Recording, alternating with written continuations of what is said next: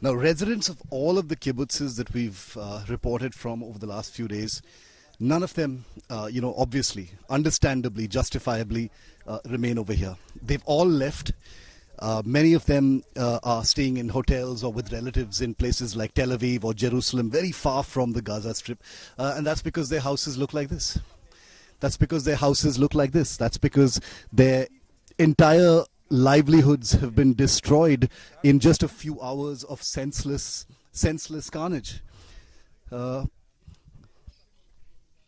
Anything that they look at here will remind them of the life they built with their children, even as they grieve, because even children were slaughtered in this particular kibbutz. The ash is flying into my eyes, and I don't know when the smell of soot, the smell of decay, the smell of death will disappear from kibbutzes of this kind. But this is really what the reality of kibbutzes are. Kibbutzes were considered, by people in Israel who had the means as a kind of utopian, ideal kind of life. A place where people could live, raise their families safely, happily, without having to worry too much about their security, even if it was just, a couple of kilometers from the Gaza Strip. But now they've become some of the most guarded places in Israel because of what happened in just a few hours. I'm just wondering, because the defense minister and the prime minister of Israel say that their biggest priority right now is to return that sense of security. After looking at a kibbutz of this kind, and each and everything that I say, punctuated by the sound of artillery from very nearby, would you return, viewer? Would you return to a place that was subjected to this, your own home? I'm wondering, because I'm asking myself this as well. Would you return to a place where people had run riot, torched it, demolished it, destroyed it, something that you'd spent your entire life savings building? The same could be asked for the other side as well. Make no mistake, it's not that I don't acknowledge that, and I will be reporting on that as well. But would you? Because hundreds of kibbutzniks, that's what the people who live in kibbutzes are called, are in faraway cities. They're spending their life savings now staying in hotels. The government is helping them by putting them up as well. But it's up to them whether they will ever want to return here, because this is their property. They own these places. Will they ever return? Ask yourself that. Will they return? Will they want to return? Would you come back to a place where you saw family members killed? Would you come back to a place where your neighbors were kidnapped and are still being held hostage? How long would it take you? Just try and think of a number. Few days, few weeks, maybe a couple of months, maybe a few years, maybe never. Maybe you want to have nothing to do with a place like this ever again. It's something to think about. And this is just one kibbutz. There were 20 kibbutzes that were attacked in this very, very similar manner. And that's why, as we continue to report from here, as the world sees a stream of images from kibbutzes of this kind, what happens to all of those people?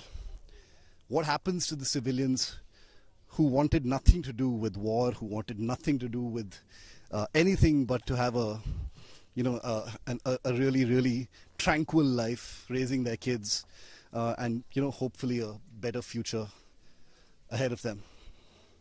And all that's left is this. This is all that's left.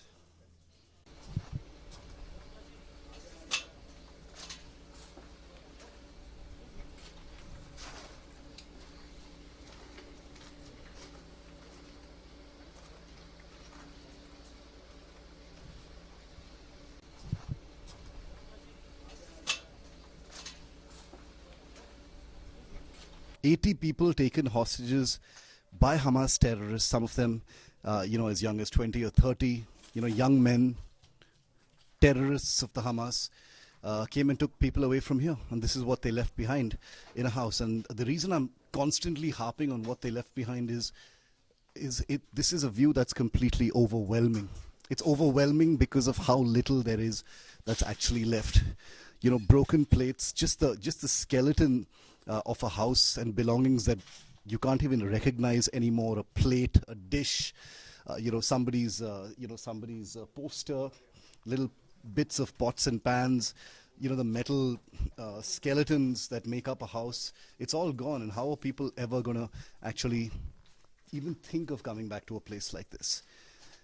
Now, I remember just a couple of days ago that a Hamas terrorist leader was on a big screen in Kerala addressing a political gathering, and it's been defended by a certain section in the country. And I haven't said anything about it so far because, I'm far away in a conflict area. Tempers run high. People have strong views. And I saw a section of India's so-called liberal class, making various comparisons of the Hamas and Israel with the British, and pretty much just normalizing a Hamas terrorist leader making a speech in Kerala, in a country like India.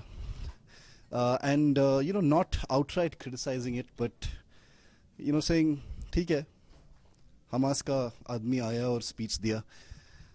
And I remember feeling not rage, because rage is a weak word, especially when you're in a war zone and reporting from a place that looks like this. But I just remember thinking, these are people who've never seen conflict. These are people who've never probably gotten out of their living rooms, sitting at their keyboards, thinking that their political views on social media count for a lot and that they're so influential. These are people who care nothing for the dead. They believe that the Israel-Palestine conflict is just another, cynical battleground for their shallow biases and prejudices. They believe that any polarizing issue anywhere in the world, including one as deep-rooted as the Israel-Palestine conflict that's been on for so many decades, is just another opportunity for them to display their leanings, that it is resonant of what they believe is majoritarianism versus the underdog. And some of those things, may in various analyses be true, but for them to think that this is about them, I just had a small personal message.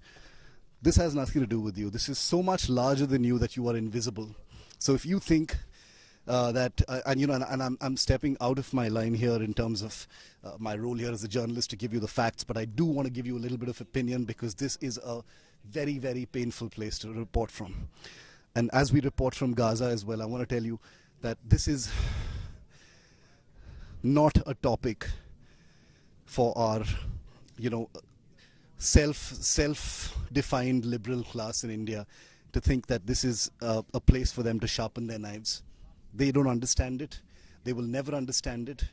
They are so far gone and so completely soulless, in my view, that they believe that normalizing a Hamas terrorist speech in a state like Kerala just a couple of weeks after the Hamas did this in Israel is okay. They believe that's okay. They believe that's forgivable. They believe that's par for the course. They believe that things are so far gone that their silly beliefs, their silly, commitments, and their silly tutu memes on social media have a link with what's going on between Israel and Palestine.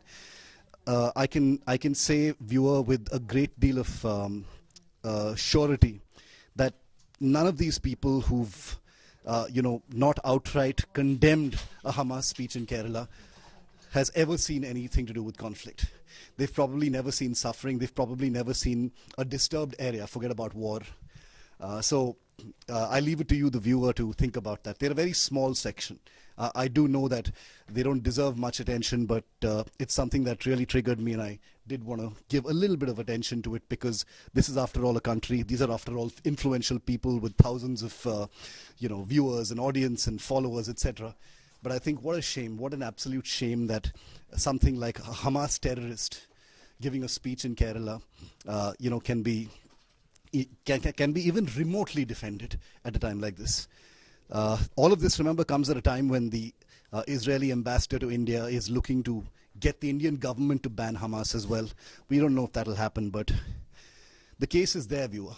The case is everywhere around where I stand.